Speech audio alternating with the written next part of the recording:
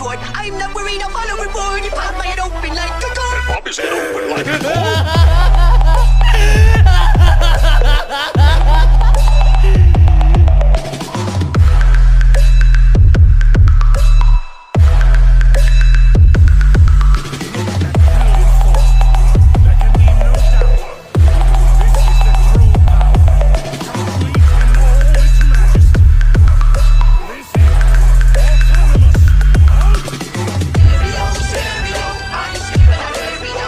इस एपिसोड की स्टार्टिंग में हम देखते हैं प्लैनेट नेमेक को।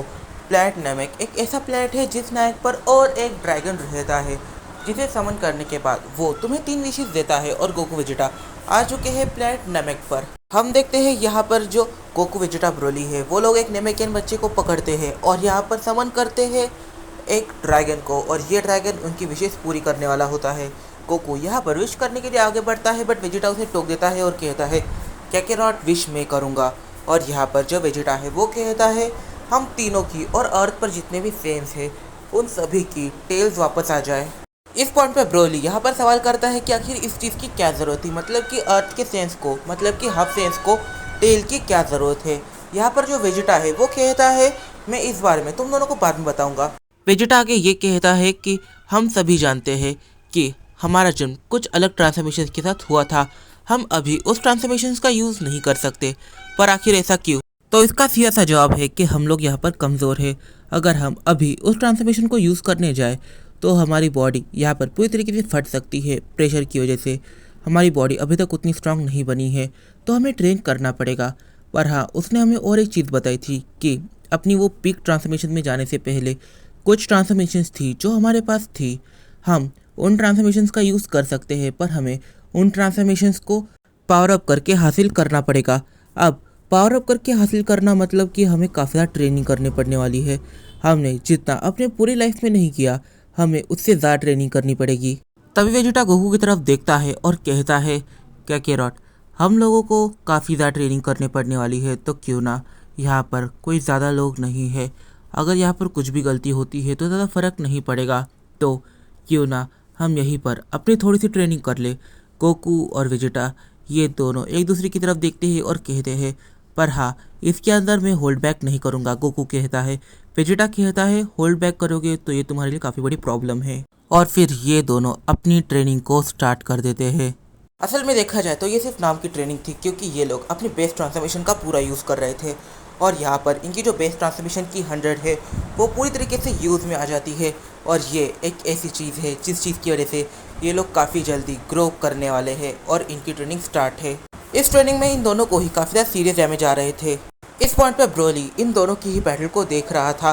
ब्रोली इस पॉइंट पर अपने मन में सोचता है कि इन दोनों की पावर्स ये वाकई में लाजवाब बनती जा रही है।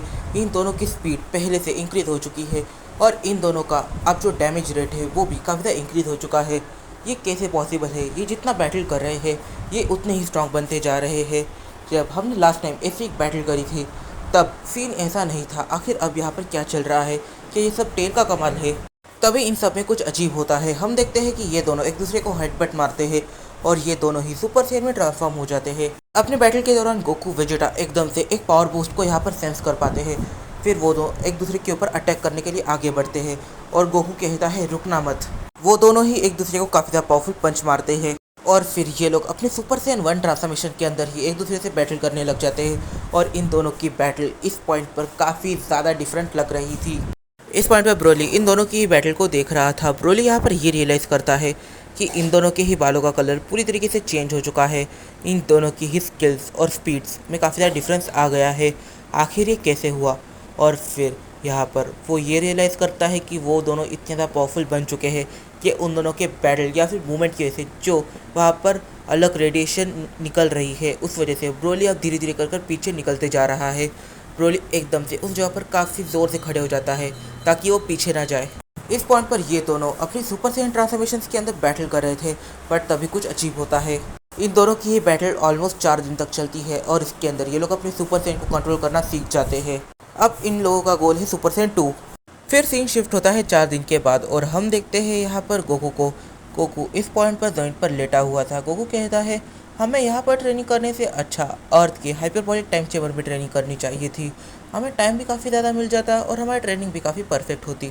इस पॉइंट पर यहाँ पर जो ब्रोली है वो गोकू वेजिटा के पास आता है। गोकू वेजिटा ये दोनों ही ज़मीन पर लेटे हुए थे। यहाँ पर ब्रोली इन दोनों से ही कहता है, तो अब ड्रामे बंद करो, जल्दी से उठो, हमें जाना है प्लैनेट अर्थ पर। हमारे पास जैको की शिप नहीं है कि वो हमें यहाँ से लेकर जाएगा। और यहाँ पर जो गोकू है वो ब्रोली से कहता है, ब्रोली मुझे नहीं लगता कि मैं उठ सकता हूँ, मेरे पास इतनी ताकत नहीं है, मैं काफ़ी ज़्यादा थक गया, मेरे पास थोड़ी सी भी एनर्जी नहीं है, क्या तुम मेरी हेल्प करोगे। ब्रोली इन दोनों की उठने में हेल्प करता है और ट्राई करता है इन दोनों को ही पकड़कर प्लैनेट अर्थ लेके जाने का। प्लैनेट अर्थ पर जाने के बाद उनकी मुलाकात होती है ब्रोली के बेटे से। इस पॉइंट पर जो ब्रोली का बेटा है वो गोकू वेजिटा ब्रोली इन तीनों को ही बताता है कि बुल्मा और ब्रोली की वाइफ ये दोनों एक काफ़ी अलग प्रोजेक्ट पर काम कर रहे हैं और प्रोजेक्ट को ख़त्म होने में अभी भी 3 घंटे है और 3 घंटे तक प्रोजेक्ट जल्दी ख़त्म नहीं होने वाला, तो फिर आप लोगों को 3 घंटे तक वेट करना चाहिए। ये कहकर ब्रोली का बेटा उस लैब की ओर निकल लेता है जिस लैब में वो लोग काम कर रहे थे। गोकू यहाँ पर सवाल करता है कि उस जगह पर उसका क्या काम है। यहाँ पर जो ब्रोली है वो कहता है कि इस प्रोजेक्ट में किसी ऐसे की एनर्जी की चाहिए थी जो ज़्यादा पावरफुल भी ना हो और ज़्यादा वीक भी ना हो, इस वजह से हमने उसे चॉइस किया था। ब्रोली का बेटा कुछ टाइम बाद वापस एक बार आता है। ब्रोली का बेटा इस पॉइंट पर गोकू वेजिटा और ब्रोली से कहता है कि अब आपका वो टाइम चेंबर टाइप का रूम बन के तैयार हो चुका है, आप वहाँ पर जाकर ट्रेनिंग कर सकते हैं। पर हाँ, आपको ट्रेनिंग करते समय एक चीज़ का ध्यान रखना है कि आप एक बार अंदर गए तो तब तक बाहर नहीं आ सकते जब तक आप वहाँ की एनर्जी की को पूरी तरीके से सरपास नहीं कर देते। इस टाइम पर यहाँ पर जो बुल्मा है और ब्रोली की वाइफ है वो दोनों लैब में इनका इंतज़ार कर रही थी। जैसे ही ब्रोली, वेजिटा और गोकू ये तीनों अंदर पहुँचते हैं वैसे ही यहाँ पर जो बुल्मा है वो उन्हें दिखा देती है कि आखिर वो जो टाइम चेंबर है वो है कहाँ पर। और यहाँ पर ब्रोली सवाल करता है कि ये वर्क कैसे करता है। ब्रोली की वाइफ कहती है कि तुम इसके बेसिक जानते हो। और दूसरे साइड ब्रोली यहाँ पर ये सब देख रहा था। ब्रोली यहाँ पर समझने की कोशिश करता है कि इतने कम टाइम में इन लोगों डायमेंशंस को कैसे क्रिएट किया। और तब ब्रोली की वाइफ उसे कहती है कि तुम तीनों को ही अपनी थोड़ी सी एनर्जी एक ऐसे डिवाइस में डालनी पड़ेगी जिस डिवाइस में अगर तुम एनर्जी डालते हो तो फिर तुम लोग इसके अंदर चले जाओगे और फिर जब तुम इस एनर्जी को सरपास कर दोगे तब तुम तीनों बाहर आ सकते हो, तब तक तुम अंदर कैद रहोगे। ब्रोली इस पॉइंट पर समझ जाता है कि ये कोई अलग डायमेंशन क्रिएट नहीं किया है इन लोगों ने। इस टाइम पर जो ब्रोली का बेटा है वो यहाँ पर ब्रोली से कहता है, डैड वैसे ये कोई अलग डायमेंशन नहीं है, ये एक ऐसा रूम है जो अपने आप में काफ़ी ज़्यादा बड़ा है। आप इसके अंदर जितनी ट्रेनिंग करोगे आप उतने ज़्यादा पावरफुल बनोगे और ये किसी एक टाइम जोन के अंदर है ही नहीं, ये बार बार टाइम जोन चेंज करते रहता है। और साथ ही में आप इसके अंदर कितने भी ज़्यादा पावरफुल बन जाओ ये ब्रेक नहीं होगा। इसका जो टाइम है वो बाकी रूम की तरह नहीं है, ये काफ़ी ज़्यादा डिफरेंट है। इस टाइम पर जो ब्रोली है वो अपने बेटे को, गोकू को और वेजिटा को इन तीनों से ही कहता है कि हमें अपनी एनर्जी को इस मैकेनिज्म के अंदर डालना है। पर हाँ, अगर हम अपनी थोड़ी एनर्जी को डालें तो फिर वो इतना ज़्यादा प्रॉफिटेबल नहीं होगा हमारे लिए और हम कभी उस लेवल पर नहीं जा पाएंगे। तो हमें अपनी सारी एनर्जी को इसके अंदर डालना चाहिए और इसके अंदर हमें हमारे पीक पावर्स का यूज़ करना चाहिए। इस पॉइंट पर यहाँ पर जो ब्रोली है वो यहाँ पर गोकू वेजिटा को एक्सप्लेन करता है कि ये काम कैसे करता है। जब ये तीनों इनकी की को अंदर डालेंगे, इनकी पावर्स को थोड़ा सा अंदर डालेंगे तो इससे होगा ऐसा कि ये जो एनर्जी की है ये इतना छोटे तरीके से एटम्स के अंदर से निकलेंगी कि ये अपने आप में ही मल्टीप्लाई होते जाएंगी और ये चीज़ें कंटिन्यू होते जाएंगी। और एक टाइम ऐसा आ जाएगा जब ये की इतने बड़े लेवल पर आ जाती है कि इसे ब्रेक करना एक बड़े गॉड ऑफ डिस्ट्रक्शन के लेवल के भी काफ़ी ज़्यादा ऊपर हो जाता है। और हाँ, अगर हमें इसमें से निकलना है तो हम सभी को इतना ज़्यादा पावरफुल बनना पड़ेगा कि हम गॉड ऑफ डिस्ट्रक्शन को ईजिली टेक डाउन कर सके। मतलब कि हम लोग इससे बाहर तभी निकल सकते हैं जब हम अपनी पुरानी पावर्स को अवेक करेंगे। इसमें काफ़ी लंबा टाइम लग जाएगा पर हाँ, ये एक काफ़ी परफेक्ट चीज़ हो सकती है। फिर गोकू और वेजिटा अपनी सुपर सेल में चले जाते हैं। ब्रोली और ब्रोली का बेटा वो अपनी बेस ट्रांसफॉर्मेशन से उस मैकेनिज्म के ऊपर अपनी एनर्जी से अटैक करते हैं और ये सारी एनर्जी उसके अंदर एब्जॉर्ब हो जाती है। फिर गोकू, वेजिटा और ब्रोली ये तीनों ही चले जाते हैं उस टाइम चेम्बर के अंदर। यहाँ पर जो ब्रोली है वो कहता है कि अगर हमें यहाँ से अब बाहर जाना है तो हमें एक ऐसे लेवल पर पहुँचना पड़ेगा जिस लेवल पर खुद गॉड्स स्टैंड करते हैं। इस पॉइंट पर इस वीडियो में काफ़ी सारे सवाल निकल के आते हैं। सबसे ज़्यादा सवाल तो यहाँ पर ये निकल के आता है, ब्रोली के बेटे का डिज़ाइन कुछ ज़्यादा ही यूनिक है। इस टाइमलाइन में ब्रोली की वाइफ और यहाँ पर जो बुल्मा है ये दो साइंटिस्ट ने मिलकर एक ऐसे टाइम चेम्बर को क्रिएट करने की कोशिश करी है जो अपने आप में एक अलग डायमेंशन है। पर ब्रोली जानता है कि ये कोई अलग डायमेंशन है नहीं, ये बस एक रूम है। पर ये रूम किसी एक टाइम में है ही नहीं, ये कभी टाइम के ऊपर रहेगा, कभी टाइम के नीचे रहेगा, कभी इसका टाइम काफ़ी ज़्यादा स्लोली आगे बढ़ेगा और ये टाइम चेंबर से भी काफ़ी ज़्यादा स्लो हो सकता है, और कई बार इसका टाइम काफ़ी ज़्यादा फास्ट आगे बढ़ेगा। तो आखिर ये टाइम चेंबर वर्क कैसे करता है, ये चीज़ यहाँ पर ब्रोली एक्सप्लेन कर सकता है इन फ्यूचर। और इस पॉइंट पर इस वीडियो में काफ़ी सारे सवाल निकल के आते हैं, तो इन सवालों को हम जानेंगे अपने आने वाले कुछ वीडियो में। तब तक के लिए बाय बाय। अगर तुम्हें ये वीडियो पसंद आई है तो प्लीज़ जाकर इस वीडियो को लाइक कर दो, कमेंट करना बिल्कुल मत भूलना, क्योंकि तुम्हारे कमेंट से मुझे मोटिवेशन मिलती है। तो मिलते हैं अपनी अगली वीडियो में, तब तक के लिए बाय बाय। और एक काफ़ी ज़्यादा ज़रूरी बात, कुछ थोड़े टाइम पहले मेरी बात हुई थी इस सीरीज़ के ट्रू क्रिएटर से। इस सीरीज़ के ट्रू क्रिएटर ने मुझसे कहा था कि इस एपिसोड पर 250 लाइक्स का टारगेट और 50 कमेंट्स का टारगेट चाहिए, और इसके बाद वो एक ऐसी सीरीज़ को प्लान कर रहा है जो एक क्रॉसओवर सीरीज़ होने वाली है 3 सीरीज़ की, और साथ ही में वो सीरीज़ के अंदर कोई लेजेंडरी ड्रैगन आने वाला है जो बेब्लेड फ्रेंचाइजी से आता है। तो अगर तुम इस सीरीज़ के लिए उसे सपोर्ट करना चाहते हो और कहना चाहते हो कि ये सीरीज़ लाओ, तो फिर 250 लाइक्स करवा देना, और साथ ही में कम से कम 50 कमेंट्स होने चाहिए। 50 कमेंट्स होंगे तो फिर वो इस चीज़ को पूरी तरीके से कंफर्म कर देगा। तो मिलते हैं अपनी अगली वीडियो में, तब तक के लिए बाय बाय। और आज की वीडियो के लिए इतना ही।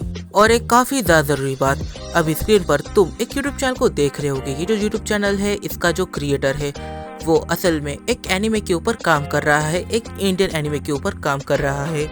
और मैं इस बंदे की मेहनत को देख रहा हूँ। ये बंदा काफ़ी ज़्यादा मेहनत कर रहा है और ये चाहता है कि ये इंडिया को रिप्रेजेंट करे। और अगर ये इंडिया को रिप्रेजेंट करना चाहता है एनिमेशन के अंदर, तो हम एज अ ऑडियंस हमें इसे सपोर्ट करना चाहिए। एक बार देख तो लेना चाहिए कि बंदा क्या कर रहा है। अगर हम इसे सपोर्ट नहीं कर पाए, या फिर हम कभी ये ही नहीं जान पाए कि आखिर इसका पोटेंशियल क्या है, और हम अपने ही कंट्री के किसी को सपोर्ट नहीं कर पाए, तो क्या हम इंडियन हैं? नहीं, हम इंडियंस बिल्कुल भी नहीं है।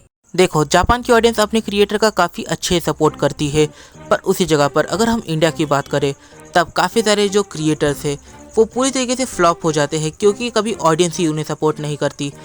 देखा जाए तो जापान की ऑडियंस जापान के क्रिएटर्स को सपोर्ट भी करती है, पर जब बात आती है इंडिया की ऑडियंस की, तब वो इंडिया की सीरीज़ को सपोर्ट करती नहीं करती इस बारे हम कुछ ज़्यादा नहीं कहेंगे, पर हाँ, वो जापानी सीरीज़ को काफ़ी ज़्यादा सपोर्ट करती है।